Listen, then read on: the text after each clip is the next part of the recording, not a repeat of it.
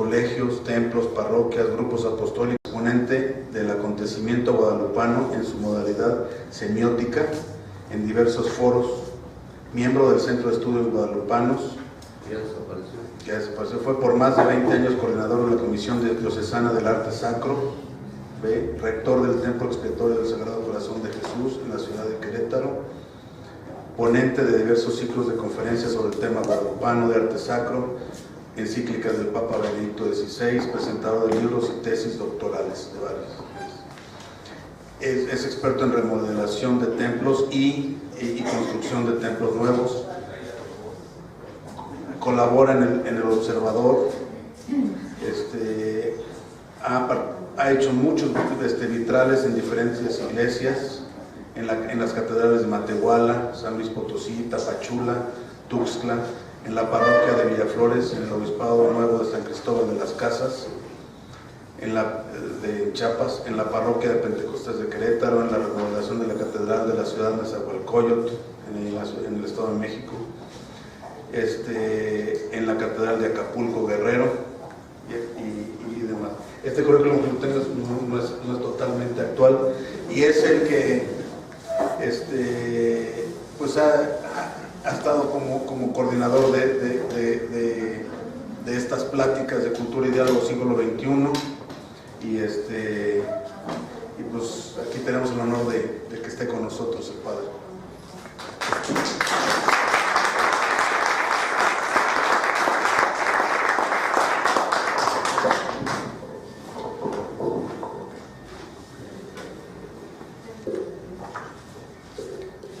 Aquí traigo muchas hojas, me desvelé para poder trabajar, así que tengo sueño. Si me duermo en la conferencia, ustedes me disculpan.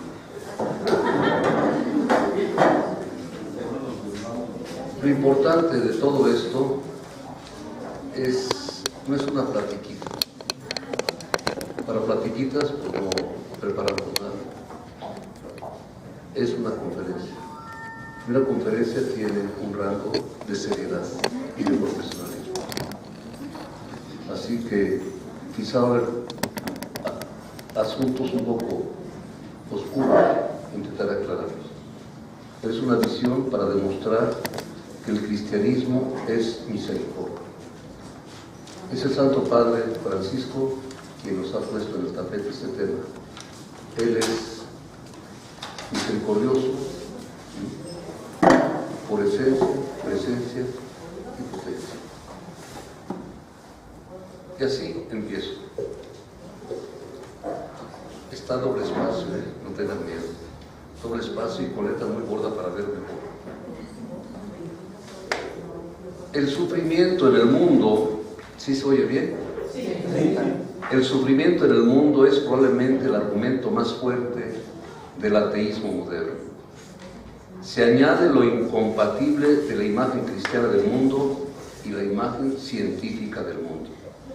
Para cada vez mayor número de personas, Dios no existe o no tiene relevancia para la vida. Piensan que se puede vivir sin Él, pero aún así, porque se protesta contra Él. ¿Por qué se protesta contra Él? Siempre va a trasladar la pregunta: ¿por qué el sufrimiento? ¿O por qué sufro?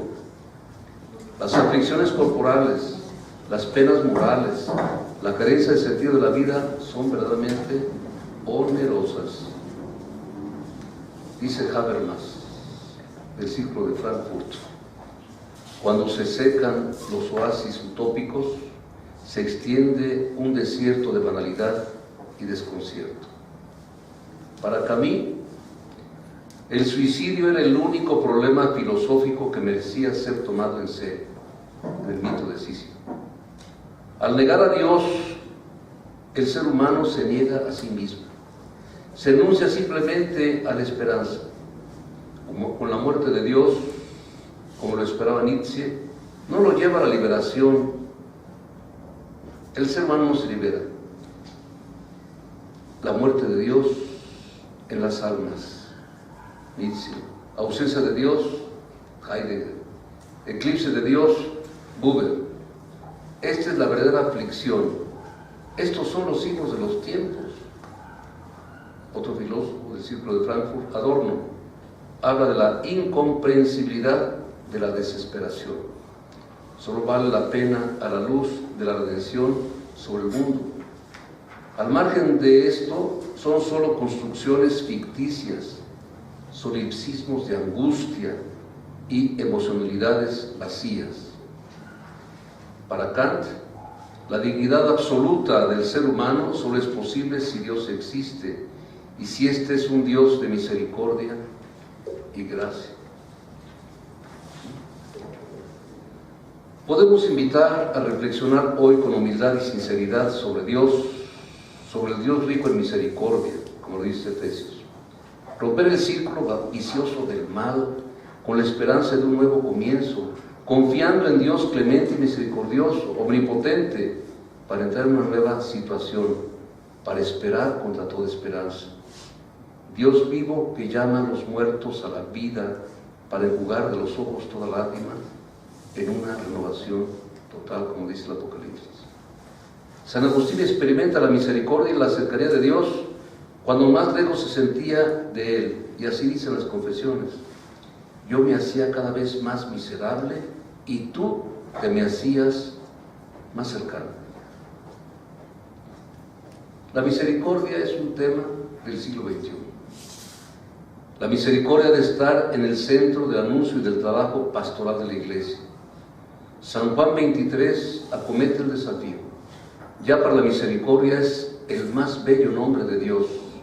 Nuestras miserias son el trono de la divina misericordia. Así lo escribe en su diario, que por cierto yo lo tuve mucho tiempo ahí, sobre mi mesilla de noche, y antes de dormirme siempre leía algo de San Juan 23. En el discurso de apertura del Concilio Vaticano II, ante la doctrina de la Iglesia conocida y ya fijada, a menudo ha usado severidad, lo dice el Papa. Hoy prefiere la medicina de la misericordia antes que levantar el arma de la severidad. Porque éramos una iglesia a la defensiva. Por eso la apologética, defender la verdad. Y el signo del Vaticano II será una iglesia en diálogo, por lo tanto una iglesia en empatía. Por eso no entendemos las posturas del Papa Francisco. Se da ese vínculo entre misericordia y verdad. San Juan Pablo II, que sufrió dos guerras mundiales, dos sistemas inhumanos, el atentado que casi le cuesta la vida, hizo de la misericordia el tema central de su pontificado. Podríamos decir muchas cosas de él. En su encíclica Dives y Misericordia, recuerda que la summa justitia puede ser la summa injusticia. La canonización primera del tercer milenio fue la mística polaca Faustina Kowalska, quien en sus apuntes de teología neoscolástica caracterizaba la misericordia como el mayor y el más elevado de los atributos de Dios. Es la perfección divina por antonomasia. En esta línea va Santa Catalina de Siena y Santa Teresita de Lisieux. En la canonización de Santa Faustina, San Juan Pablo II dijo que debería de ser como un rayo de luz para el camino del ser humano en el tercer milenio. Fíjense bien, un rayo de luz. Consagró el mundo a la divina misericordia. Declaró el segundo domingo de Pascua como domingo de la divina misericordia. En el inicio del cónclave del 2005, el entonces cardenal Ratzinger dijo: oímos llenos de alegría el anuncio del año de la misericordia. La misericordia divina pone límite al mal. Hay que grabarse eso. La misericordia pone límite al mal. Nos ha dicho el Santo Padre: Jesucristo es la divina misericordia en persona. Jesucristo es la misma misericordia en persona. Ya si nos quedamos con eso, ya se acabó la conferencia. ¿De acuerdo? Encontrarse con Cristo es sinónimo de encontrarse con la divina misericordia. Y a pesar de todo esto, la misericordia ha sido un tema olvidado particularmente en los manuales de teología. Si es un tema fundamental para la Biblia, ocupa un lugar marginal en los manuales de teología. Esto es verdaderamente escandaloso. Ahí tenemos manuales de teología, lo podemos revisar y darnos cuenta de esto. La misericordia no desempeña un papel determinante. Esto llevó también en la Iglesia a una praxis juridicista y rígida. Ustedes se han de acordar, cuando se iban a confesar, cómo eran los padrecitos, ¿verdad? Es un ejemplo nada más. Yo también era padrecito, así que no me cuento dentro de los juridicistas rígidos. El Evangelio enseña la justificación del pecador, no de los pecados. Amar al pecador y odiar los pecados. En el marco de los atributos metafísicos de Dios, Dios en cuanto ser subsistente, ipsum esse subsistens, no se asusten, el ser que existe por sí mismo es la gran aportación de todo el pensamiento occidental desde Aristóteles para no caer en el panteísmo. ¿Cuál es la posición del panteísmo? Todo es ser. Es la noción más importante de toda la filosofía, el ser. Entonces, todo es ser. Un animal es ser. Bueno, Dios es ser, el hombre es ser, un animal es ser, un árbol es ser, las piedras son ser. Entonces, todo es Dios. Y la gran aportación de la filosofía de Aristóteles va a hacer esto, acabar con el panteísmo. Ese es panteísmo de los hindúes y de muchos, de la New Age que andan por ahí. ¿Por qué? Porque esta es la distinción. El concepto más universal, que es el ser, es análogo. No es unívoco, que se tiene que decir igual en todos, no, porque existe el ser que existe por sí mismo y el ser que existe por otro. Si existe por otro es un ser contingente. Empezó a ser y Dios no. Es el ser que existe por sí mismo. Yo me acuerdo de niño que andaba preguntando esas cosas. Bueno, ¿y quién hizo a Dios? A Dios no lo hizo nadie. ¿Cómo que no? Si todo tiene principio. No, Dios no. Mejor cállate. Bueno, por eso tuve que volver a estudiar y pensar ya de viejo. Bueno, no tan viejo, no tan viejo. Así que, en esta perspectiva, no hay lugar para la misericordia, la cual no deriva de la esencia metafísica de Dios, sino de su autorrevelación histórica. Fíjense en este punto. Una cosa que aquí decimos de una manera tan simple, toda la problemática que conllevó los siglos. Así que el concepto metafísico de Dios es el ser que existe por sí mismo. Y el concepto de la Biblia, de la revelación, de la salvación, es la autorrevelación de Dios, la automanifestación de Dios. Entonces son dos cosas distintas. Si Dios es el ser mismo, absoluta plenitud de ser, entonces tal perfección, el sufrimiento, se entiende como carencia, incluye entonces una apatía, o una divina impasibilidad. Dios no puede sufrir. Como cantaba Pedro Infante, Dios nunca muere. Muere el sol en los montes con la luz que agoniza, pues la vida en su prisa, ¿verdad? No. Así que el sufrimiento, si lo vemos desde el ser perfecto, es una carencia. Entonces Dios no puede tener esa visión metafísica. Esto era una catástrofe. La misericordia se abordaba a partir de la justicia según una concepción de la filosofía clásica, sum cuique, de Cicerón, dar a cada uno, a cada quien lo suyo. De esta forman parte la justitia legalis, la justicia legal, la justicia distributiva, que se entiende en castellano, y la justicia vindicativa, ¿verdad? O retributiva. Si tú has dañado, tienes que reparar el daño. Luego Dios tiene misericordia con los pecadores arrepentidos o deseosos de convertirse. Castiga al que no se arrepiente. Entonces es un Dios castigador. Hasta el siglo XX se llega a reconocer que la justicia de Dios es su misericordia, sin incurrir en la imagen banal, minimizadora del buen Dios, como dice el Papa Francisco, Dios como un abuelo, que tolera todo y pasa todo. No. La misericordia debe ser entendida como la justicia propia de Dios, como santidad. Así, ver un Dios capaz de empatía, no de apatía, sino de empatía. Ese concepto también es bien importante. Son muy simples, pero son muy ilustrativos. Empatía. ¿Qué es la empatía y la compasión? La compasión o la empatía es la comprensión por medio de la identificación afectiva. Es el nuevo paradigma que lo podemos encontrar en la psicología, en la psicoterapia, en la pedagogía, en la sociología, en la pastoral. Identificarse con la situación, con el entendimiento, con los pensamientos, las experiencias existenciales de otra persona. Ponerse en su lugar para entender el pensar y el actuar. Es la empatía. Porque a veces los matrimonios no se entienden, porque cada uno tiene su propia visión e impone la visión al otro. Nunca se entienden, porque no viven la empatía de entenderse diferentes y que cada uno ha de ponerse en la situación del otro para comprenderlo, con esas categorías de afectividad, para valorar a la otra persona. El hombre es más abstracto, la mujer es más afectiva.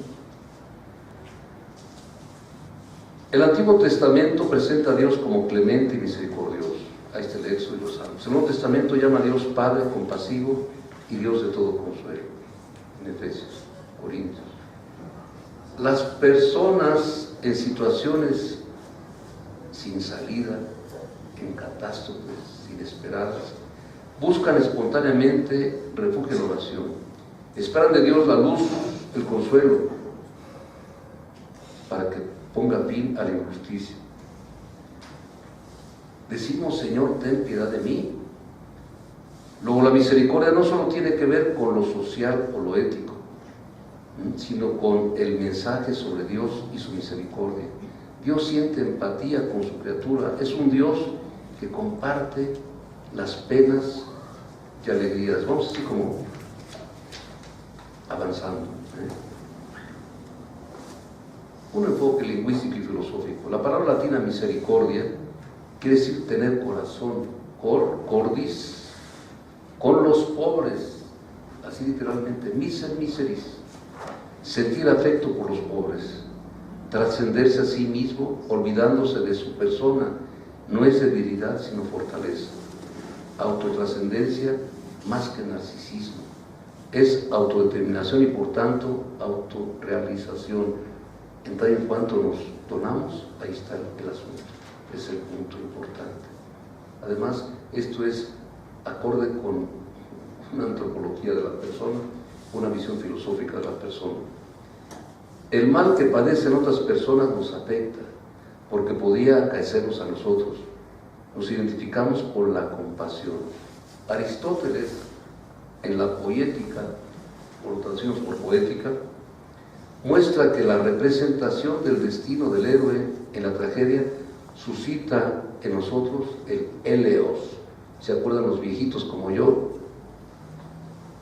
Que antes decíamos Kyrie eleison, pues ahí viene eleison, eleison himas. Kyrie, Señor, ten piedad. Entonces, eleos significa compasión y miedo, phobos, fobia, llevando así a la purificación o catarsis del espectador. Los estoicos es autarquía y ataraxia, es decir, insensibilidad, imperturbabilidad. Se pide al sabio serenidad ante el sufrimiento de los demás o ante la propia desgracia. Valoran la clemencia, la filantropía, que ellos lo llaman humanitas. El altruismo benevolente o benignitas. Tanto San Agustín como Santo Tomás interpretan misericordia como tener el corazón con los pobres y afligidos en un sentido amplio. Yves Marie Congar, que fue un gran teólogo dominico, que incluso estaba enseñando ciertas cosas de la Nouvelle Théologie, lo mandaron callar, y él, obediente, se cayó la boca. Después lo llamaron y terminó el Concilio Vaticano II, es de los más brillantes. ¿Por qué? Porque siempre se ha de purificar esa doctrina. ¿Para qué? Para que pueda llevar a todos. Así que a veces tomamos las cosas mal y ¡ay, los romanos! No, imagínense si los holandeses hubieran aceptado a Roma, ahorita Holanda estaría en la cabeza de muchas cosas. Se rebelaron, entonces su doctrina no pasó la prueba. ¿De acuerdo? Qué triste. Así que si algún día me mandan callar, lo voy a decir en francés, el osiquier, ¿verdad? Entonces, pues me callo tranquilo, me voy a rezar. Pero así, de ponerse rebelde contra la iglesia, contra el Papa y los obispos, eso es lo peor que podemos hacer. Y ahora con internet, ahí vemos que le atacan al Papa Francisco y dicen que está propiciando un cisma en la iglesia. El cisma está en su cabeza, no en el pueblo de Dios, ¿verdad? Así que Yves Marie Congar entiende a Santo Tomás en esto de la misericordia de Dios, lo voy a hacer un poquito más adelante después. Es la manifestación de la soberanía divina. Su misericordia es el cumplimiento de su justicia. El cristianismo primitivo desarrolló la asistencia a los pobres en plano privado y comunitario, incluso con un cuidado institucionalizado como responsabilidad de los obispos. Caritas, la Caritas diocesana, que mucha gente dice la Caritas. Bueno, Caritas, ojalá que tengan buena carita cuando nos atienden. Es Caritas, es del obispo, es la caridad del obispo. A partir del siglo IV surgen casas para enfermos, albergues para peregrinos, asilos para los pobres, modelos que se convertirán para los hospitales medievales, para enfermos y pobres. O sea que ahí nacieron, lo que ahora tenemos como institución, nacieron en la iglesia. Hasta la universidad, Juan Pablo II escribió un documento muy hermoso que se llama Ex Corde Ecclesia, es decir, del corazón de la iglesia. Algunos órdenes incluso se dedicaban al cuidado de los enfermos, como también hoy. El cristianismo, pues, ha influido en la cultura europea y en la cultura de la humanidad. Tenemos hospitales ahora, pero empezaron en la iglesia. Tenemos albergues ahora, pero empezaron en la iglesia. Tenemos universidades ahora, sí, pero empezaron en la iglesia. Por eso Europa no la podemos entender sin ese trípode, ¿verdad? Cultura grecolatina, sangre de los bárbaros, porque invadieron, ¿verdad? Y la iglesia, los monasterios, es el principio de las universidades, con las escuelas que llamamos abaciales, de las abadías. El lenguaje de la Biblia. En el Antiguo Testamento es significativo que para la compasión y la misericordia se usa el término rajamín. A mí me lo han oído ya aquí en la iglesia. Porque la iglesia es el rajamín. Es decir, son las entrañas de madre. Que el Padre tiene entrañas de madre. Nuestro Padre Dios. Es palabra derivada de régimen, que significa el seno materno. Rajamín es plural. En hebreo, rajamim es plural. También se puede referir a personas que tengan entrañas que son la sede de los sentimientos. Simbolizan en el Nuevo Testamento la misericordia que brota del corazón. Hoy, tirmos. Es enternecimiento, tener ternura, emoción dolorosa, empatía. Eleos designa afecto de enternecimiento. Que Dios tenga piedad de nosotros es desde su ternura, como una madre tiene piedad de su bebé. Eso cómo lo podemos saber. Quedamos a veces en frialdad. Se convierte en traducción de Gesed o de Gen, que caracteriza la misericordia. La misericordia se puede entender desde el concepto de Lev o Levav, que es el corazón, en hebreo, cardia en griego, el corazón. Este es el centro de la persona, la sede de los sentimientos y del juicio. La Biblia concede al mundo de los sentimientos un espacio y derecho en el hombre y en cierto sentido figurado también en Dios. Dios irrita, Dios es tierno, ¿verdad? El lenguaje de la Biblia. Todo esto quizá por el racionalismo que nos afectó, damos más importancia a lo intelectual que a veces a la postura del sentimiento. En la iglesia pasó eso, en los seminarios. Por eso teníamos gente muy bien formada desde el punto de vista intelectual, y a veces desde el punto de vista afectivo, pues no los teníamos bien formados. Más bien eran duros, ásperos, ¿verdad? Y decía Karl Rahner en un libro que escribió sobre el Sagrado Corazón de Jesús, bellísimo. También su hermano Hugo Rahner escribió otro libro más pastoral, más bonito. Él decía que por no atender al corazón, después se podía sufrir grandes reveses en la vida. O sea, no hacerle caso a nuestro corazón. Así, los salmos de las lamentaciones, la lamentación de Jeremías, etc. Jesús se llena de compasión por el pueblo, por la viuda que llora la muerte de su hijo, la muerte de su amigo Lázaro. La persona necesita manifestar sus sentimientos. A tenor de la Sagrada Escritura puede quejarse ante Dios. Hay gente que a veces no llora, tiene resentimientos contra Dios cuando muere un ser querido. ¿Sabes cuándo venía conmigo? Digo, pues tienes que gritarle a Dios y tienes que revelarte, tienes que decirle todo lo que quieras. Y una vez que te desahogues, te subes en la cama, me invitas y entonces yo te canto. ¿Me explico? Sí, porque a veces guardamos y eso nos hace mucho daño. Hay mucha gente que ante la muerte de un ser querido no llora, se aguanta y después vienen unas tragedias impresionantes o incluso conductas desordenadas. No hay tiempo para hablar de eso y no es el tema. Dios omnipotente y santo asume la menesterosa situación en la que el ser humano se ha colocado a sí mismo. La revelación del nombre de Dios como expresión de su misericordia.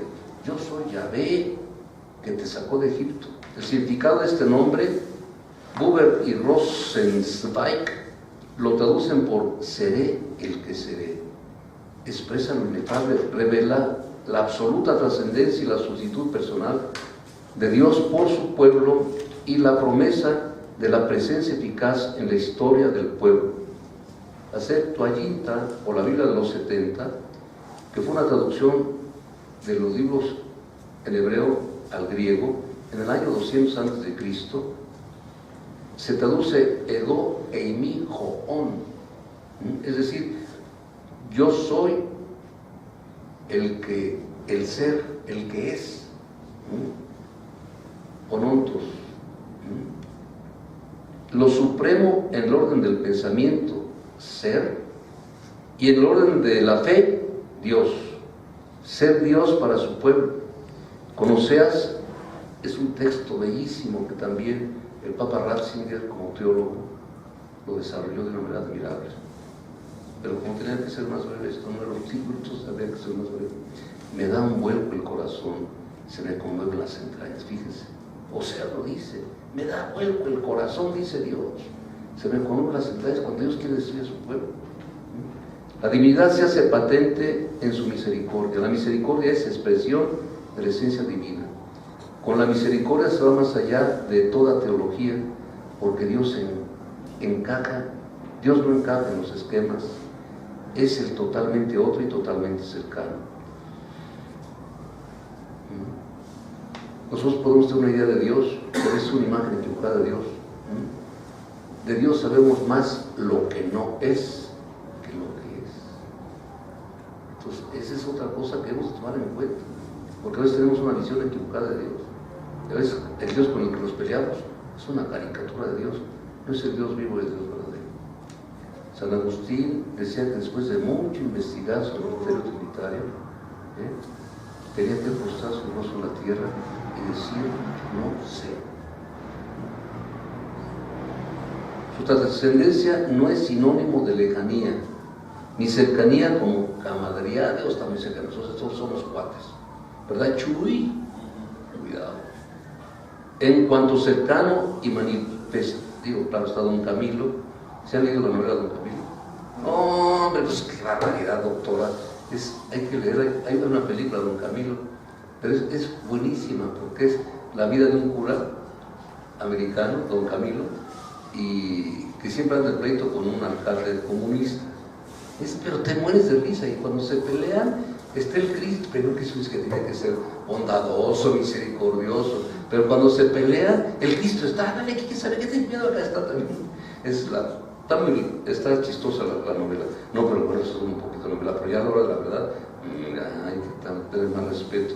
Yo no me atrevería a escribir una novela así, por ejemplo. ¿Verdad? Bueno, entonces, en cuanto cercano y manifestado, es Deus revelatus. Pero también siempre va a ser Deus absconditus, el Dios que se revela en parte, pero siempre va a ser Deus absconditus. ¿Por qué? Porque no tengo conocimiento comprensivo de Dios. Yo no puedo agotar la esencia divina. Entonces conozco algo y no conozco todo. Ni siquiera en la eternidad voy a agotar a Dios. Lo voy a conocer, lo voy a experimentar, pero es infinito su amor, su ternura. O sea, eso nunca se va a acabar. A ver, aquí los casados, los que andan de caramelos como novios y hoy se quieren mucho, pues eso es una prueba de algo más. Imagínense al infinito que será eso. Al infinito es el amor de Dios, ¿de acuerdo? Por eso los místicos son muy felices. La alteridad de Dios es su absoluta incomprensibilidad y fiabilidad de su bondad y de su amor. Alteridad de Dios, es decir, que Dios se preocupa del otro. La soberana libertad no es libertad arbitraria, es expresión de su fidelidad, emet. Ya en la raíz aman, significa ser cierto, incontrovertible, ganar firmeza. Las voces emet y aman aparecen en el bíblico litúrgico, de ahí viene la palabra amén. En el Nuevo Testamento, aman se vierte por pisteuo, pisteuei, que significa creer, y significa, así en la mentalidad bíblica, significa confiar en Dios, apoyarse en Él, afirmarse en Él, ganar solidez en Él. Podemos afirmar el mensaje de la misericordia divina que atraviesa todo el Antiguo Testamento y una vez y otra vez apacigua a Dios su justa y santa ira, y a despecho de la infidelidad de su pueblo se muestra misericordioso con él y le concede una nueva oportunidad de convertirse. Dios es protector y guardián de los pobres y carentes de derechos. Mensaje de Jesús. La venida de Cristo Jesús acontece en la historia real. No nace de la historia. Según los evangelios, viene a este mundo por obra del Espíritu Santo. Si es maravillosa y milagrosa su concepción virginal, es mayor y admirable la venida del Verbo de Dios por su encarnación, que Dios se haya hecho hombre. Esto es inaudito. No más pensemos que Dios se ha hecho hombre. Estamos acostumbrados a oírlo y no pasa nada. Pero si nos centramos un poco, Kaikologo sarx egeneto, dice el texto griego, y el Verbo de Dios se hizo carne, sarx. Es un punto crucial, importante, la clave del misterio de Dios y la clave también para entender el misterio del hombre. Es Emmanuel, Dios con nosotros. Esta historia previa a su vida pública está bajo el signo de la misericordia. Viene como cumplimiento de las promesas y la salvación. Es la historia del Eleos, de la compasión mostrada por Dios de generación en generación. Esta es magnífica. Socorre a Israel, recordó su alianza por entregar la misericordia de Dios, nace de lo alto para iluminar a los que están en las tinieblas de las zonas de muerte. En la Navidad se le dice a los pastores, les ha nacido en la ciudad de David el Salvador. Dios eleva a los humildes, son colmados de bienes, a los ricos y pagados de sí mismos los despide vacíos. Es el cumplimiento de la historia veterotestamentaria, ya con el infanticidio de Belén por la resistencia de Herodes, se empieza a proyectar esa sombra de la cruz. En la teología oriental y en el arte sacro oriental casi ponen al niño recostado en el pesebre con una cruz. El reino de Dios ha llegado, irrumpe en las curaciones milagrosas de los enfermos, en la expulsión de los demonios. En Lucas, en la sinagoga de Nazaret, Jesús lee el pasaje de Isaías: Él me ha ungido para anunciar la buena nueva a los pobres, anunciar el año de gracia del Señor. Año de gracia que es liberación de los pobres según Levítico. Vincula el evangelista la obra de Jesús a su persona. Es ese el carácter escandaloso de su mensaje. Dichosos los pobres de corazón, los que tienen el corazón desgarrado, los descorazonados y desesperados. Por eso dice Jesús: vengan a mí los que están cansados y agobiados, que yo los aliviaré. Por eso este hombre que escribió un libro que lo recomendó el Papa Benedicto, un judío, de la perspectiva de Santo, dijo que él no podía hacerse cristiano, porque Jesús lo acepta como un rabino, pero que se haya hecho el Sabbat, Dios, es el descanso. Él se hizo el Sabbat cuando dice: vengan a mí los que están cansados y agobiados por la carne. Es el sentido, fíjense, en la mentalidad de Dios es el Sabbat, Dios es el descanso. Para nosotros el Sabbat es todo. Así que tenemos que descansar en Dios y no en tanto fútbol o los toros. No digo que no se diviertan, pero hay que tener un tiempo para estar en Dios. Y así vamos a rendir más la semana. Dichosos los pobres de corazón, los que tienen el corazón desgarrado. Vengan los que están cansados. Jesús anuncia el mensaje de la misericordia del Padre, lo vive, afirma de sí que es manso y humilde de corazón. Se compadece con los leprosos, siente compasión por los enfermos, por un pueblo que tiene hambre, por los ciegos que le invitan a que tenga piedad de ellos, las personas que andan como ovejas sin pastor. Llora ante la tumba de su amigo Lázaro. En la cruz tiene tiempo para perdonar al ladrón arrepentido, llora por quienes lo han crucificado. Este es el mensaje de Jesús. Anuncia la misericordia divina de modo definitivo, no solo para unos cuantos justos, sino es para todos. Los pecadores son los destinatarios del mensaje de Jesús, son especialmente pobres. Ahí están los publicanos, como Leví, como Saqueo, como la mujer pecadora. El centro del mensaje de Jesús lo ocupa Dios como Padre. En su expresión que se conserva del arameo al griego es Abba, que es el balbuceo del niño pequeño en muchos idiomas. Abba, Dada, Tata. De aquí que por eso es el balbuceo del niño pequeño en hebreo. Por eso se escandalizaron los judíos, que Jesús le dijera a Dios: Abba, si es hijo de Dios, hizo bebé de Dios. Uf. Como padre sí, pero papá, con ese sentido que tiene tan íntimo. Por eso el Padre Nuestro se convirtió en la oración cristiana por excelencia, síntesis de todo el Evangelio, que les doy un secreto: hay que leerlo de arriba para abajo, o decirlo de arriba para abajo, y se tiene que vivir de abajo para arriba, como una escalerita, si no, líbrame del demonio, no me dejes caer en tentación. Vamos subiendo hasta cuando digamos: Padre Nuestro, Pater Gemón, Padre de todos, Padre de nosotros. Ya cuando llegamos allá, ya somos santos. Si apenas estamos cenando el pan de cada día, todavía no llegamos, todavía no escalamos el primer paso. Cuando decimos hágase tu voluntad, se empieza ahí apenas la santidad.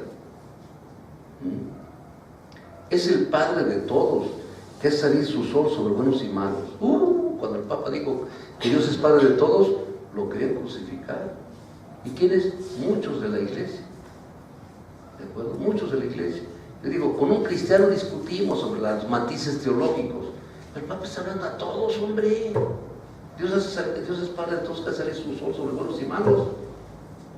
¿De acuerdo? Es que el matiz, bueno, el matiz ya entre nosotros, pero para el mundo. Lucas resume el mandato: sean misericordiosos como el Padre es misericordioso.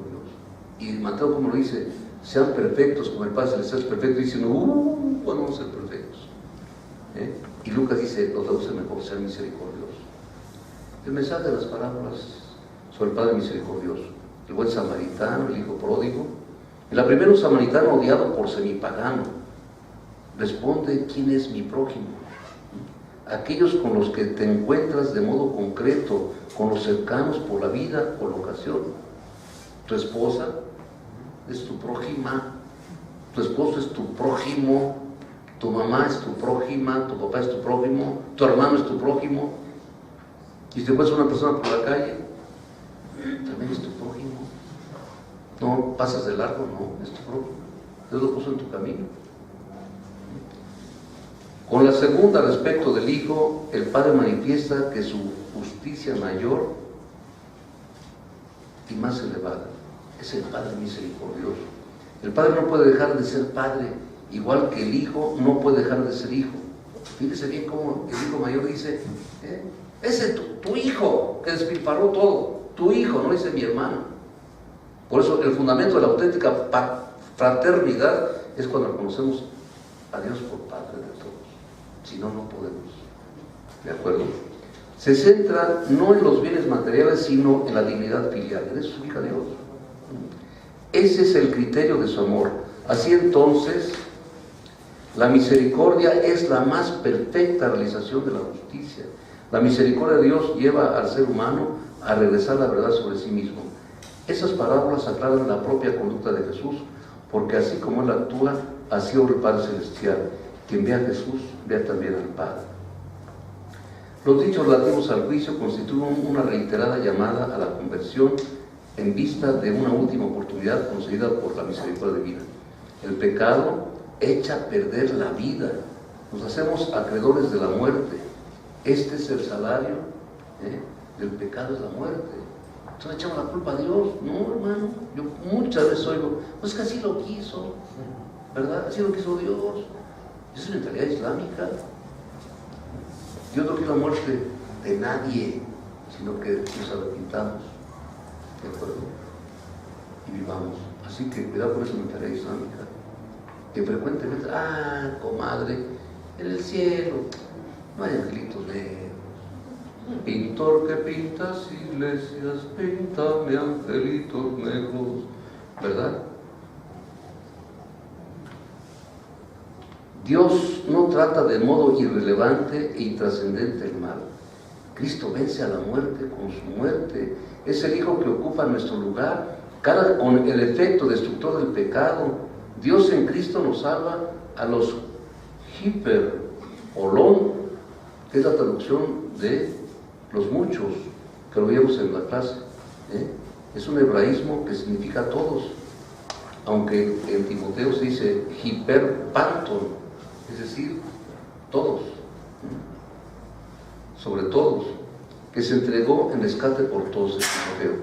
Esto no sustituye la responsabilidad personal, lo vuelve a liberar, lo posibilita de nuevo ya establecido. San Pablo vive de la fe en el Hijo de Dios, que me amó y se entregó por mí. Fíjese esa intercomunicación de Pablo con el Señor. Me amó y se entregó por mí, murió por mí. En la medida en que nos entreguemos a Cristo, somos transformados, como dice San Bernardo, transformamos como conformamos. Si nos conformamos, nos transformamos. La cruz para Pablo es el centro de su anuncio, Cristo crucificado. La teología de Pablo es teología de la cruz que no se separa de la resurrección. Sin la resurrección, la cruz de Cristo sería el signo de su fracaso. Monseñor, hay consejos de monseñor mexicano que quieren beatificarlo. Fulton Sheen decía, los americanos quieren un Cristo güerito, bueno, yo lo digo, pero sin cruz. Y los comunistas quieren, en ese tiempo los rusos, quieren una cruz sin Cristo. No puede ser, tiene que ser Cristo crucificado. A mí me llamó la atención una expresión del Papa, que dijo, el crucificado resucitado. Nunca lo había visto así en esa expresión de la Iglesia, el libro de teología. Crucificado y resucitado.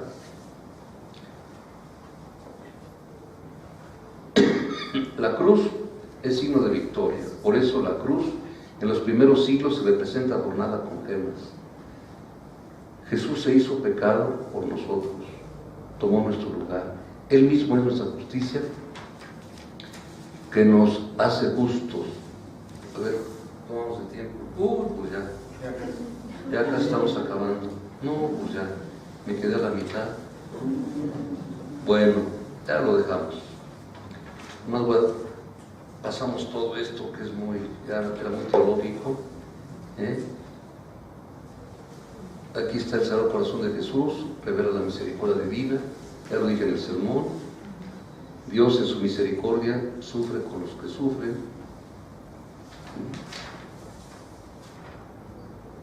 Conclusión, esa sí no la perdono.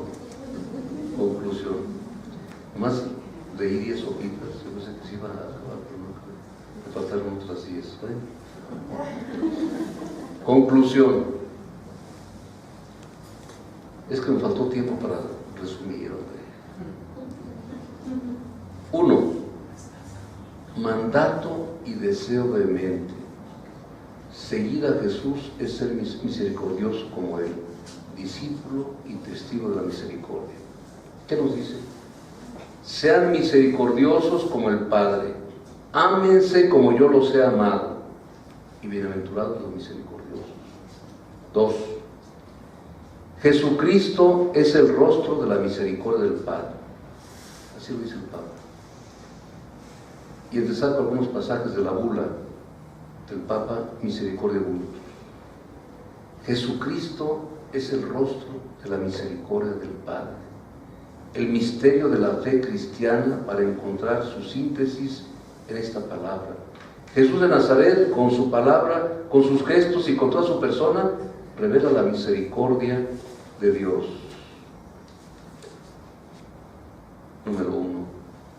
Tenemos necesidad de contemplar el misterio de la misericordia. Necesidad de contemplar el misterio de la misericordia. Es fuente de alegría, de serenidad y de paz, condición para nuestra salvación. Ya no tenemos tiempo. Ya el mismo Nietzsche decía que es importante el silencio para pensar y después para escribir. Si no hay silencio, no podemos contemplar, no podemos dialogar con el Señor, no puede haber oración. Misericordia es la palabra que revela el misterio de la Santísima Trinidad. Eso lo íbamos a leer, hombre, ya no lo vimos, qué pena. Bueno,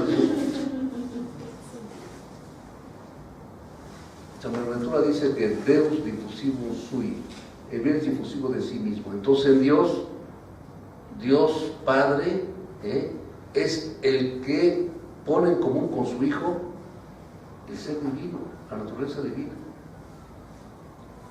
Y el Padre y el Hijo ponen en común con el Espíritu Santo el ser divino, y hay un dinamismo extraordinario. Así que por eso hay que entender ya ese concepto de Dios en lugar de metafísico como ser, ese subsiste, ipsum ese subsiste, como el Dios que existe por sí mismo. Tenemos que ver una perspectiva ya moderna del ser en libertad, del ser relacional, así como es Dios, y esto en relación también con las personas. Porque ya el mismo Tertuliano decía, ¿qué tiene que ver Jerusalén con Atenas? En cuanto a eso de Atenas, la mentalidad griega y la mentalidad hebrea. ¿Qué tienen que ver? Y ha habido una lucha de protestantes contra esa mentalidad, pero entonces corremos el riesgo de quedarnos en un gueto. Tenemos que unir las dos cosas, pero hay que saberlo hacer. El Dios de la revelación con el Dios de los filósofos, o el Dios de los filósofos con el Dios de la revelación, y siempre decir, no lo puedo agotar. Así que en el misterio trinitario nosotros podemos entender mejor nuestro propio misterio como seres relacionales y abiertos a la comunión con los demás. Es el acto último y supremo con el cual Dios viene a nuestro encuentro. El Padre nos envía a su Hijo para que poseamos al Espíritu Santo y entremos en comunión con Él. Mayor misericordia. La misericordia no es más sino la manifestación visible hacia afuera de lo que es el amor intratrinitario, al cual también estamos llamados a ser enormemente felices. La ley fundamental que habita en el corazón de cada persona es esta. Es la vía que une a Dios y al hombre, porque el corazón espera ser amado. Todos queremos que nos amen, pero no solamente recibir amor, sino dar amor y entregarnos.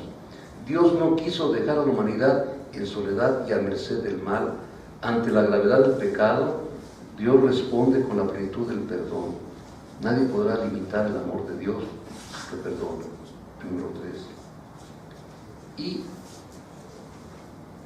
Estas son un poquito largas, pero valen la pena. Creo que valen más la pena que todo lo que escribí. Una oración de Santa Faustina Kowalska y otra de la Madre Teresa de Calcuta que se relaciona con su tema. Fíjese bien. Dice Santa Faustina Kowalska: ayúdame, Señor, a que mis ojos sean misericordiosos, para que yo jamás recele o juzgue según las apariencias, sino que busque lo bello en el alma de mi prójimo y acuda a ayudarle. ¿No es bello? Ayúdame, Señor, a que mis oídos sean misericordiosos, para que tome en cuenta las necesidades de mi prójimo y no sea indiferente a sus sufrimientos y quejas. Ayúdame, Señor, a que mi lengua sea misericordiosa. Hay que ponernos un clip. Para que jamás hable negativamente de mi prójimo, sino que siempre tenga una palabra de consuelo y perdón para todos. Ayúdame, oh Señor, a que mis manos sean misericordiosas y que estén llenas de buenas obras, para que sepa hacer a mi prójimo exclusivamente el bien y cargue sobre mí las tareas más difíciles y penosas. ¿Se fijan? Si nosotros hacemos esto todos los días y hacemos que la gente lo haga, pues tenemos una familia diferente, un mundo diferente, además con paz, con serenidad, con alegría. Ayúdame, oh Señor, a que mis pies sean misericordiosos, para que siempre me apresure a socorrer a mi prójimo, venciendo mi propia fatiga y cansancio. No que 2 pasitos para adelante y 1 para atrás, ¿verdad? El reposo verdadero está en el servicio al prójimo.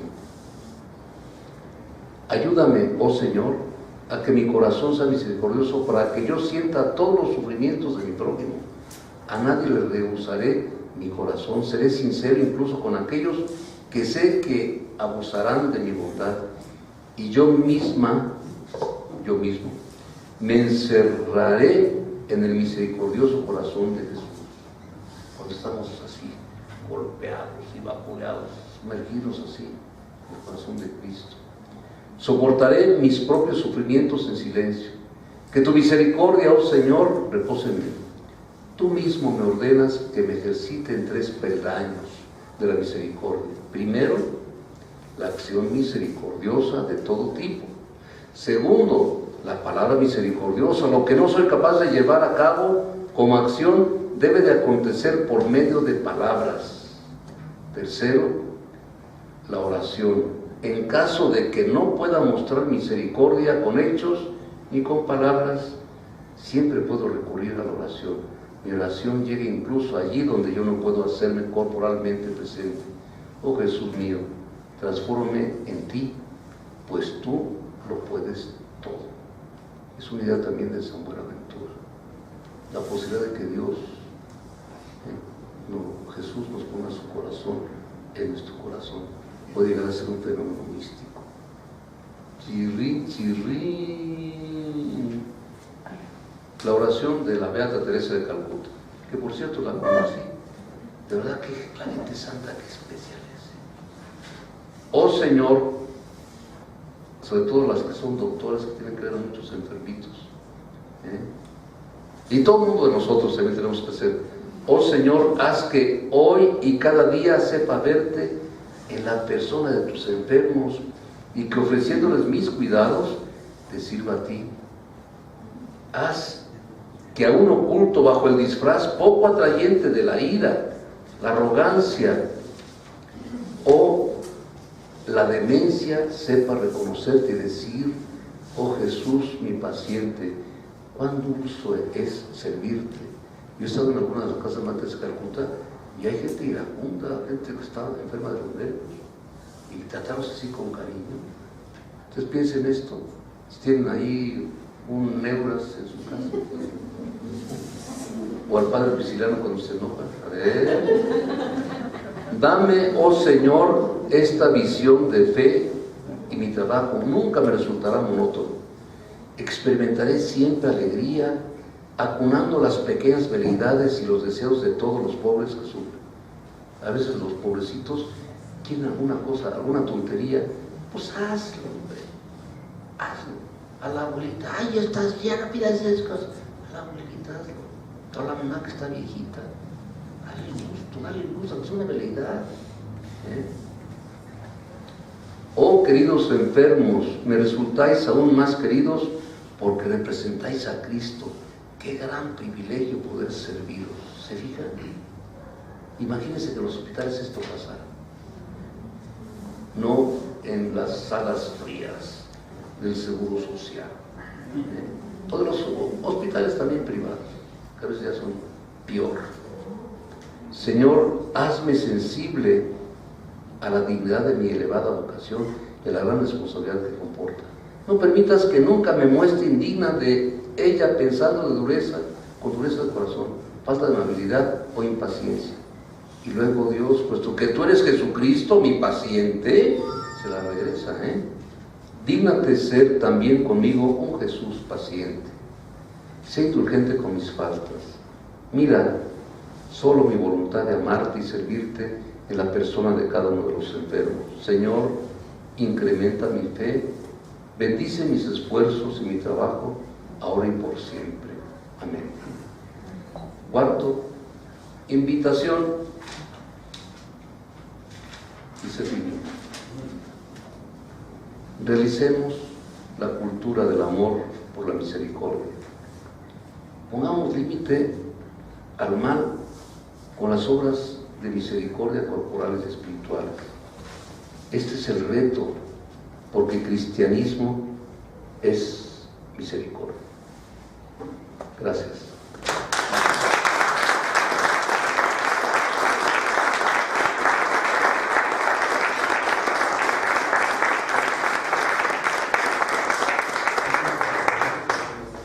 ¿Alguno tiene alguna pregunta o algo? Fuerte. Padre Cristiano, esto estuvo maravilloso. Indudablemente se la extraordinaria la misericordia. Pero me surge una pequeña duda.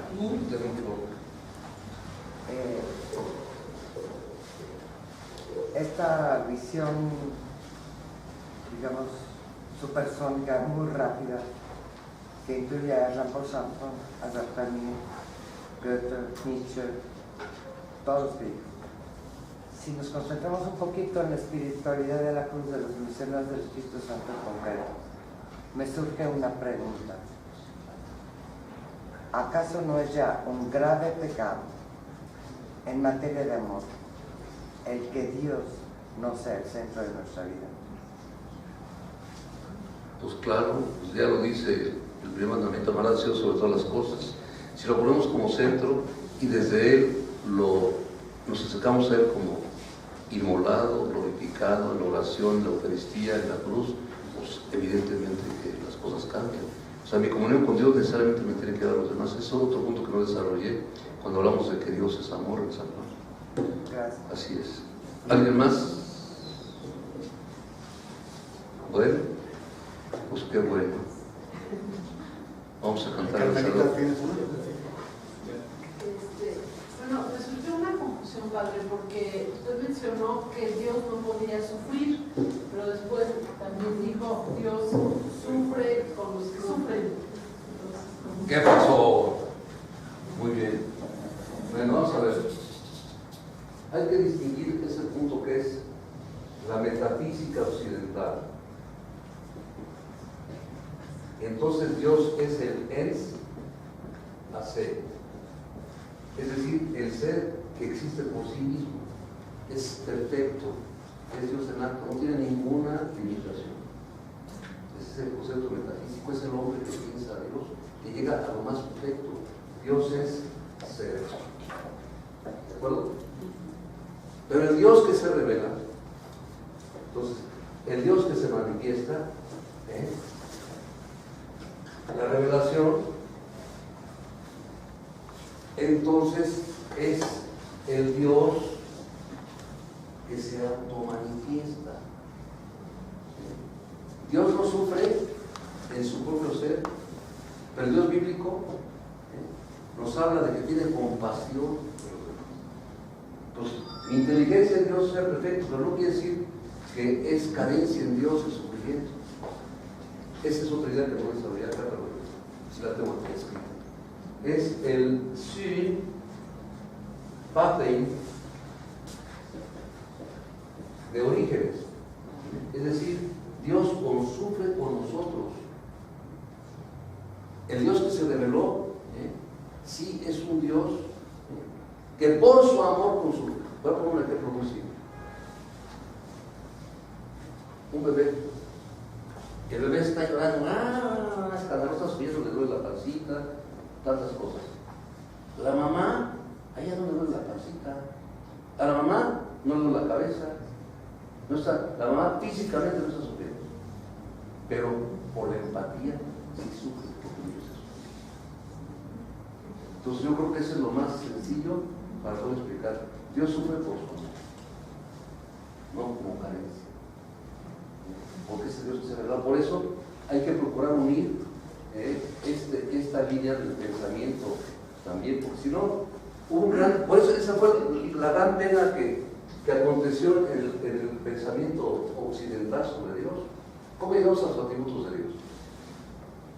Descubro yo una perfección, le quito la alimentación y le doy la eminencia. Así, por ejemplo, yo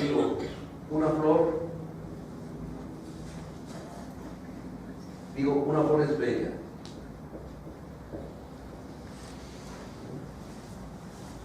Le quito la limitación porque es una flor que se marchita. Le elevo a la eminencia, es decir, la aplico al ser eminente que es Dios, pero digo, Dios es bello. Pero todos los atributos de Dios se identifican con la misma esencia de Dios, todos. Entonces, por razón de nuestra limitación mental, ¿verdad?, tenemos que individualizar una serie de atributos en Dios. Pero la esencia divina se identifica con el amor. El ser divino es amor, es interrelación de las mismas personas. Y Dios ha querido compartir lo que Él tiene con los demás con seres limitados. El gran problema estuvo en que el hombre no hizo caso del amor de Dios. Ese fue el gran problema. Y por eso el salario, la paga del pecado de la muerte. Pero Dios no nos abandonó, sino tuvo compasión sin parte. Se compadeció de nosotros como una más se compadece de su bebé. ¿De acuerdo? Entonces, entendido el sufrimiento como limitación, es el propio de nosotros. Por eso ahí está la gran revelación de Dios, que Él se hace uno de nosotros para no ser el Dios lejano, ese Dios con nosotros que asume una condición humana, tiene sentimientos humanos, tiene llagas, tiene corazón traspasado. Por eso el corazón es, decía Pío XI, la quintesencia del cristianismo, de la religión cristiana, es la adopción por su corazón. Entonces, ¿qué más cerca que Él quiere compadecerme? ¿Qué más cerca que cuando estamos, he aquí el corazón que tanto amado a nosotros y recibe indiferencia? O sea, Él sufre con nosotros, por eso el tema de la empatía. Entonces, la filosofía nos lleva acá, y está bien, es lo más perfecto, lo mejor que lleva al pensamiento. Pero otra cosa es que Dios quiera manifestar su amor con esa misericordia que hace con nosotros. ¿De acuerdo? No están animando a preguntar. El libro se va a echar a perder, se va a vinagrar. También sufre cuando Jesús decide muere en la cruz. ¿Pero por qué? Por amor. Todos por amor. O sea, el punto clave es que nosotros somos los culpables. Y entonces Él pagó por nosotros. Él se puso en nuestro lugar. Pero sigue pagando. Bueno, eso ya es teología más elevada. No, es decir, vamos a ver, mientras haya seres humanos, o sea, su entrega total al Padre, eso continúa. O sea, eso se va digamos, sensibilizando y concretando en las personas concretas. En el momento de Getsemaní, a mí me impresionó mucho eso. En Getsemaní, cuando el Señor ora, por tener inteligencia divina, entonces nos tiene presentes a todos. por la unión hipostática, como Dios y como hombre. Él conoce esto porque es especialmente, sabemos de Dios poco y tenemos acercamientos. Entonces, esto va siendo concreto a través de la historia. ¿De acuerdo? Bueno, ¿qué más?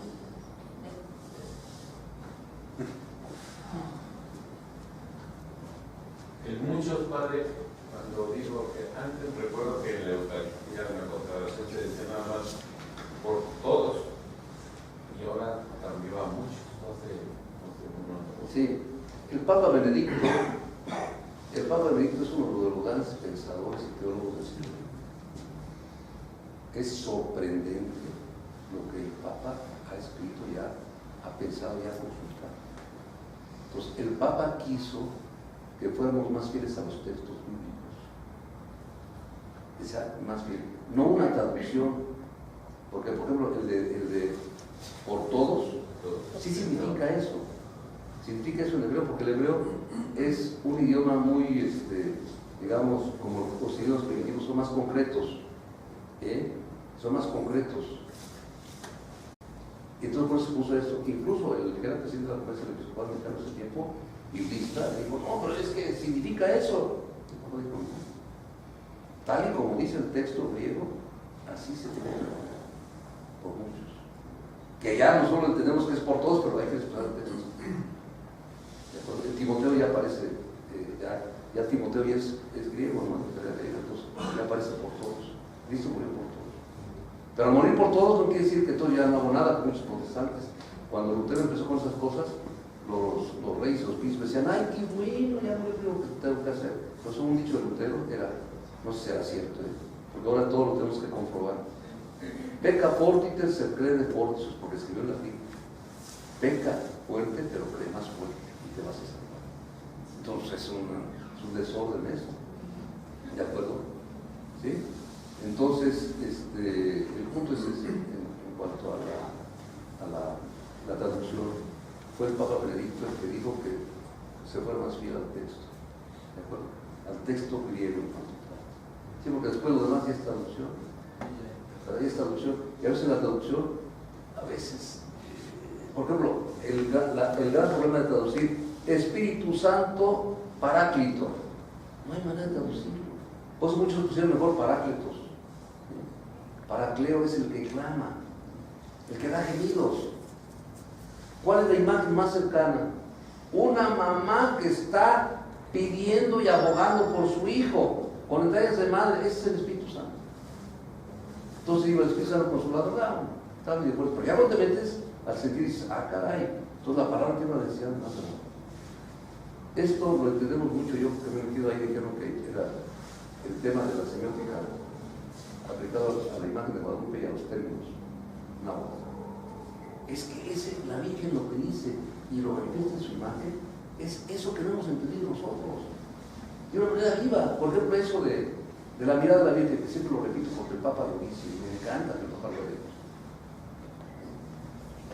En náhuatl, la postura de los ojos de la Virgen significa tres cosas.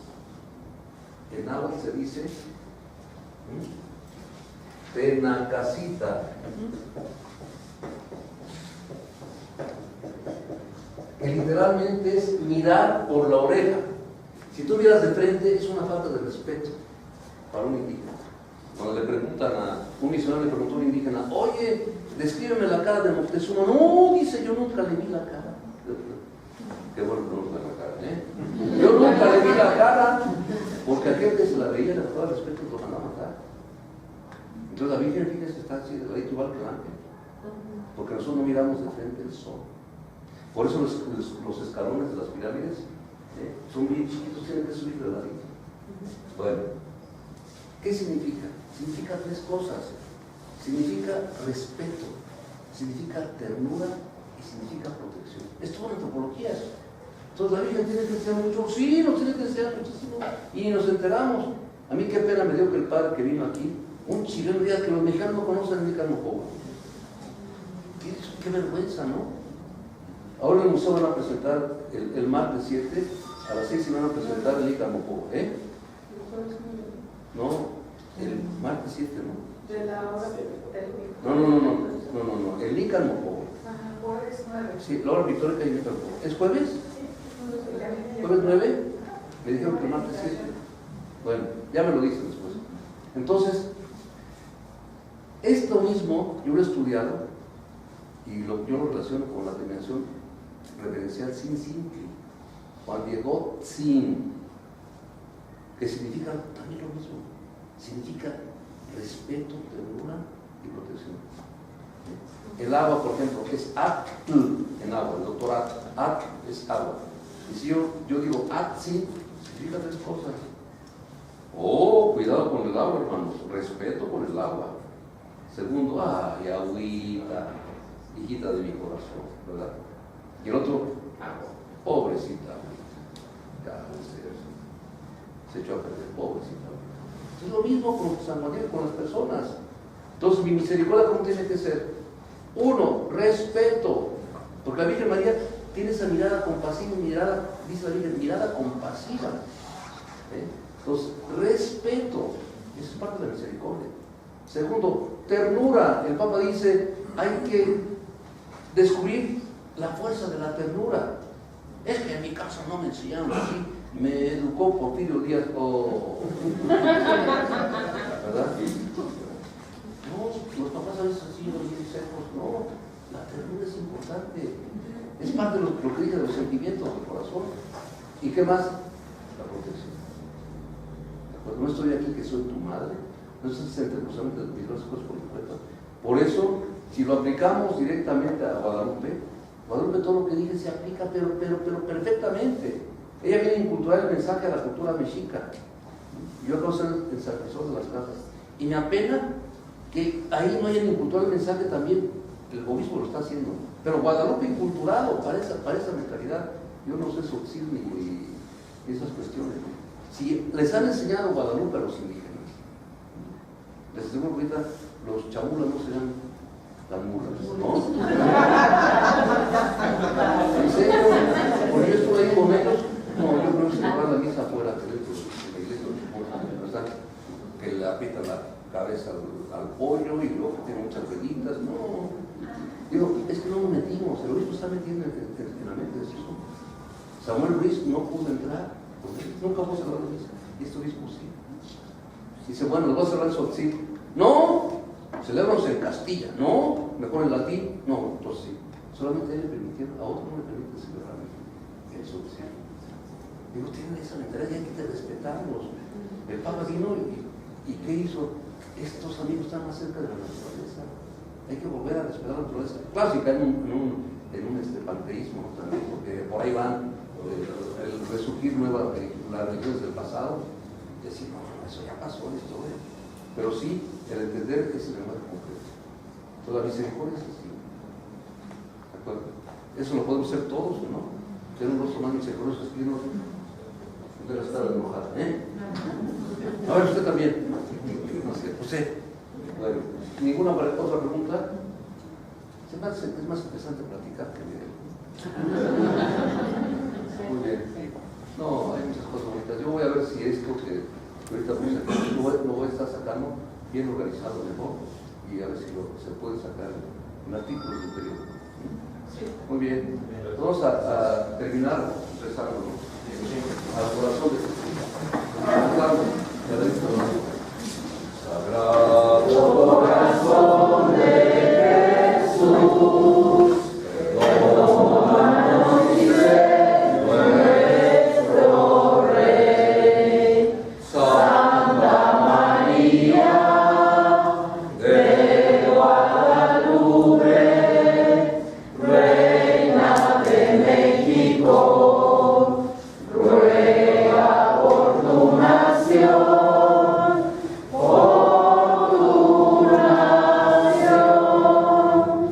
En el mes de julio no vamos a tener conferencia, vamos a descansar. Pero sí empezamos, ya saben que todos los días primeros después de la misa de 8 tenemos la conferencia. La vamos a tener en agosto, que va a ser Humanismo Integral de Jacques Maritain a los 80 años de su comunicación. No sabemos ni siquiera quién es Jacques Maritain, nos damos cuenta que es un ángel. y es parte del pensamiento de la Unión del Vaticano II. Lo va a dar el licenciado Pablo Castellano, coordinador de la División de Filosofía del Estado. Ya vino aquí y nos habló de es posible la metafísica hoy.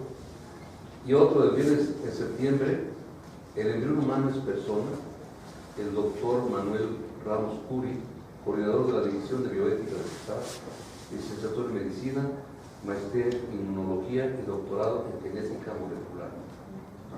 Está al día de muchas cuestiones.